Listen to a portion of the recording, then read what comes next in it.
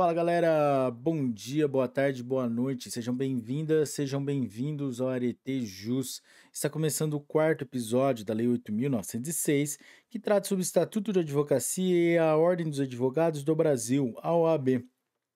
Mas antes de começarmos, galera, não se esqueça de deixar o seu like, ativar o sininho, se inscrever no canal, deixar seu comentário aí, nem que seja com emoji, para potencializar cada vez mais a nossa entrega nas plataformas de streaming. Vamos lá? Artigo 16. Não são admitidas a registro nem podem funcionar todas as espécies de sociedades de advogados que apresentem forma ou características de sociedade empresária, que adotem denominação de fantasia, que realizem atividades estranhas à advocacia, que incluam como sócio ou titular de sociedade unipessoal de advocacia, pessoa não inscrita como advogado ou totalmente proibida de advogar. Parágrafo primeiro. A razão social deve ter, obrigatoriamente, o nome de, pelo menos, um advogado responsável pela sociedade, podendo permanecer o de sócio falecido, desde que prevista tal possibilidade no ato constitutivo. Parágrafo segundo. O impedimento ou a incompatibilidade em caráter temporário do advogado não o exclui da sociedade de advogados a qual pertença e deve ser averbado no registro da sociedade, observado o disposto nos artigos 27, 28, 29 e 30 desta lei e proíba, em qualquer hipótese, a exploração de seu nome e de sua imagem em favor da sociedade. Galera, a redação desse parágrafo foi dada pela Lei nº 14.365 de 2022. Parágrafo terceiro. É proibido o registro nos cartórios de registro civil de pessoas jurídicas e nas juntas comerciais de sociedade que inclua, entre outras finalidades, a atividade de advocacia. Parágrafo quarto. A denominação da sociedade unipessoal de advocacia deve ser obrigatoriamente formada pelo nome do seu titular, completo ou parcial, com a expressão sociedade individual de advocacia. Artigo 17. Além da sociedade, o sócio e o titular da sociedade individual de advocacia respondem subsidiária e ilimitadamente pelos danos causados aos clientes por ação ou omissão no exercício da advocacia, sem prejuízo da responsabilidade disciplinar em que possam incorrer. Artigo 17-A. O advogado poderá associar-se a uma ou mais sociedades de advogados ou sociedades unipessoais de advocacia, sem que estejam presentes os requisitos legais de vínculo empregatício para a prestação de serviços e participação nos resultados, na forma do Regulamento Geral e de provimentos do Conselho Federal da OAB. Galera, esse artigo foi incluído pela Lei nº 14.365 de 2022. Artigo 17b.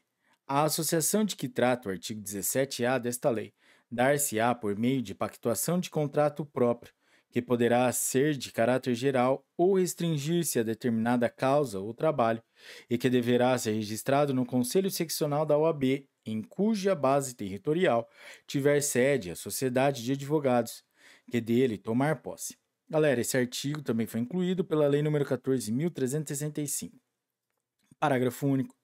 No contrato de associação, o advogado, sócio ou associado e a sociedade pactuarão as condições para o desempenho de atividade de advocacia e estipularão livremente os critérios para a partilha dos resultados dela decorrentes, devendo o contrato conter, no mínimo, inciso 1, qualificação das partes, com referência expressa à inscrição no Conselho Seccional da OAB competente. Inciso 2, especificação e delimitação do serviço a ser prestado. Inciso 3, forma de repartição dos riscos e das receitas entre as partes, vedada a atribuição da totalidade dos riscos ou das receitas, inclusive a uma delas. Inciso 4. Responsabilidade pelo fornecimento de condições materiais e pelo custeio das despesas necessárias à execução dos serviços. Inciso 5. Prazo de duração do contrato. Capítulo 5 do advogado empregado. Artigo 18. A relação de emprego, na qualidade de advogado, não retira a isenção técnica nem reduz a independência profissional inerentes à advocacia. Parágrafo 1º. O advogado empregado não está obrigado à prestação de serviços profissionais de interesse pessoal dos empregadores, fora da relação de emprego. Parágrafo segundo. As atividades do advogado empregado poderão ser realizadas, a critério do empregador, em qualquer um dos seguintes regimes. Inciso 1. Inclusive exclusivamente presencial, modalidade na qual o advogado empregado, desde o início da contratação, realizará o trabalho nas dependências ou locais indicados pelo empregador. Inciso 2. Não presencial, teletrabalho ou trabalho à distância, modalidade na qual, desde o início da contratação, o trabalho será preponderantemente realizado fora das dependências do empregador. Observado que o comparecimento nas dependências de forma não permanente, variável ou para participação em reuniões ou em eventos presenciais não descaracterizará o regime não presencial. Inciso 3. Misto.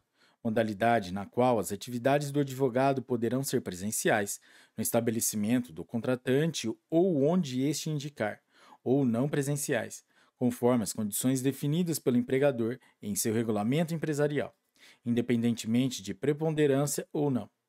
Parágrafo 3º.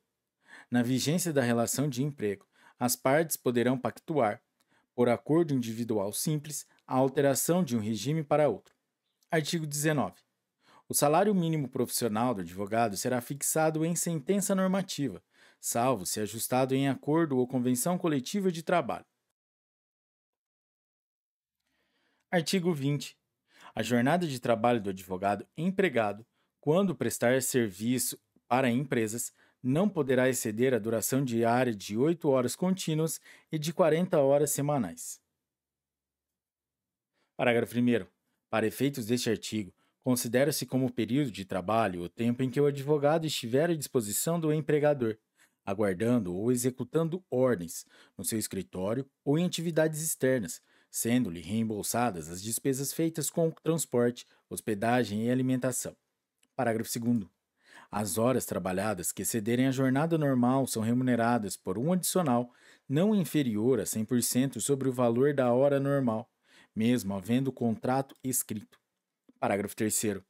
As horas trabalhadas no período das 20 horas de um dia até as 5 horas do dia seguinte são remuneradas como noturnas, acrescidas do adicional de 25%. Artigo 21. Nas causas em que for parte o empregador ou pessoa por este representada, os honorários de sucumbência são devidos aos advogados empregados. Parágrafo único. Os honorários de sucumbência percebidos por advogado empregado da sociedade de advogados são partilhados entre ele e a empregadora, na forma estabelecida em acordo. Capítulo 6 dos honorários advocatícios. Artigo 22. A prestação de serviço profissional assegura aos inscritos na OAB o direito aos honorários convencionados, aos fixados por arbitramento judicial e aos de sucumbência. Parágrafo 1º.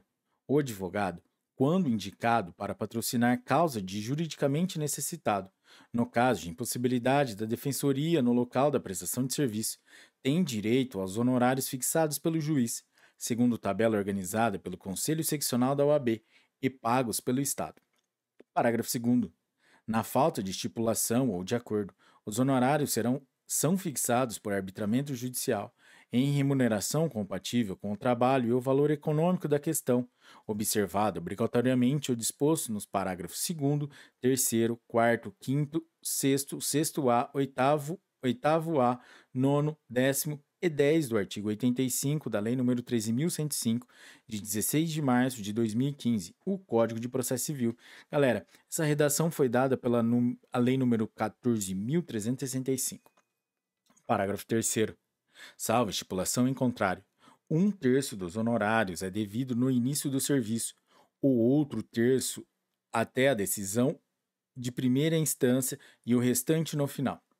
Parágrafo 4º.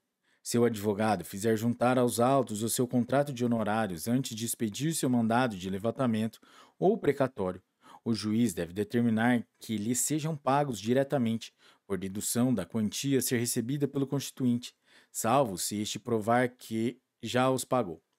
Parágrafo 5º.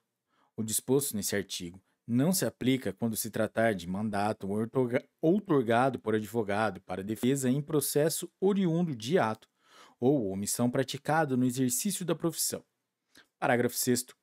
O disposto neste artigo aplica-se aos honorários assistenciais, compreendidos como os fixados em ações coletivas propostas por entidades de classe em substituição processual, sem prejuízo aos honorários convencionais. Parágrafo 7º.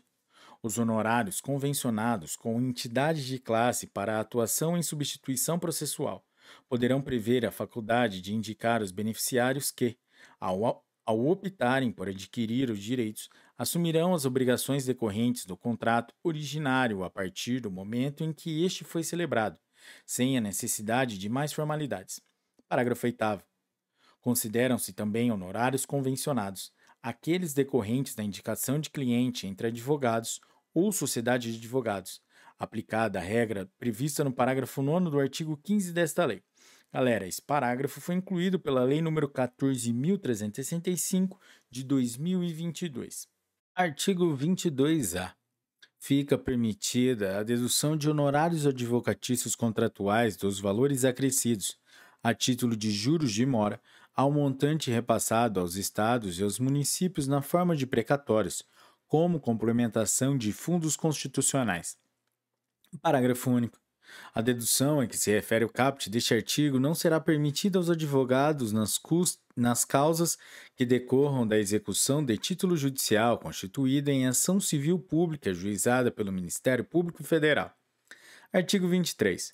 Os honorários incluídos na condenação, por arbitramento ou sucumbência, pertencem ao advogado, tendo este direito autônomo para executar a sentença nesta parte, podendo requerer que o precatório, quando necessário, seja expedido em seu favor. Artigo 24. A decisão judicial que fixar ou arbitrar honorários e o contrato escrito que os estipular são títulos executivos e constituem crédito privilegiado na falência, concordata, concurso de credores, insolvência civil e liquidação extrajudicial. Parágrafo 1º.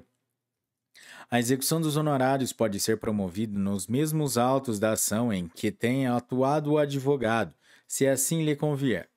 Parágrafo 2º. Na hipótese de falecimento ou incapacidade civil do advogado, os honorários de sucumbência, proporcionais ao trabalho realizado, são recebidos por seus sucessores ou representantes legais. Parágrafo 3º-A.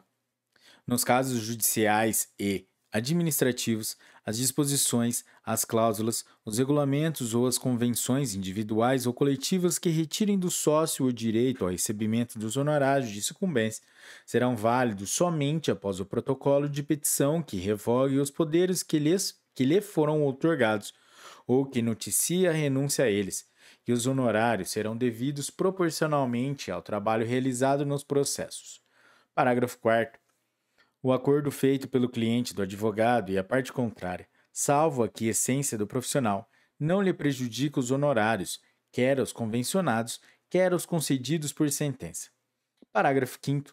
Salvo renúncia expressa do advogado aos honorários pactuados na hipótese de encerramento da relação contratual com o cliente, o advogado mantém o direito aos honorários proporcionais ao trabalho realizado nos processos judiciais e administrativos em que tenha atuado, nos exatos termos do contrato celebrado, inclusive em relação aos eventos de sucesso que porventura venham a ocorrer após o encerramento da relação contratual.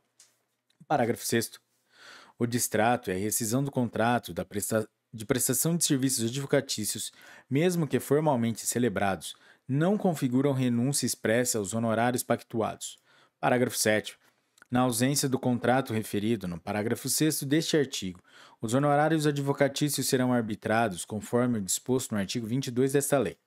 Artigo 24-A.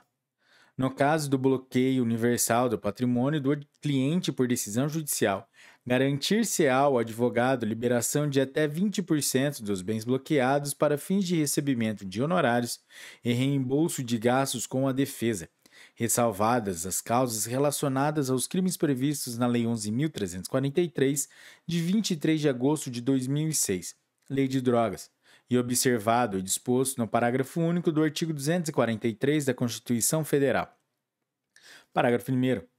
O pedido de desbloqueio de bens será feito em autos apartados, que permanecerão em sigilo, mediante a apresentação do respectivo contrato. Parágrafo 2º. O desbloqueio de bens observará, preferencialmente, A ordem estabelecida no artigo 835 da Lei 13.105, de 16 de março de 2015, o Código de Processo Civil. Parágrafo 3º. Quando se tratar de dinheiro em espécie, de depósito ou de aplicação em instituição financeira, os valores serão transferidos diretamente para a conta do advogado ou do escritório de advocacia responsável pela defesa. Parágrafo 4º. Nos demais casos, o advogado poderá optar pela adjudicação do próprio bem ou por sua venda em asta pública para satisfação dos honorários devidos, nos termos do artigo 879 e seguintes da Lei 13.105, de 16 de março de 2015, Código de Processo Civil. Parágrafo 5º. O valor excedente deverá ser depositado em conta vinculada ao processo judicial. Artigo 25. Prescreve em 5 anos a ação de cobrança de honorários de advogado, contado o prazo. Inciso 1. Do vencimento do contrato, se houver. Inciso 2. Do trânsito em julgado da decisão que os fixar. Inciso 3. Da ultimação do serviço extrajudicial. Inciso 4. Da desistência ou transação. Inciso 5. Da renúncia ou revogação do mandato. Artigo 25-A. Prescreve em 5 anos a ação de prestação de contas pelas quantias recebidas pelo advogado de seu cliente ou de terceiros por conta dele. Artigo 34, inciso 21. Artigo 26. O advogado subestabelecido com reserva de poderes não pode cobrar honorário sem a intervenção daquele que lhe conferiu o subestabelecimento. Parágrafo único.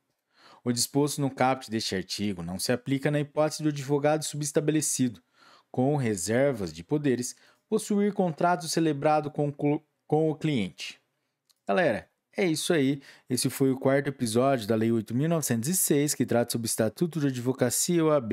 Se você chegou até aqui, deixe o seu like e até a próxima. Um forte abraço, bons estudos e tchau!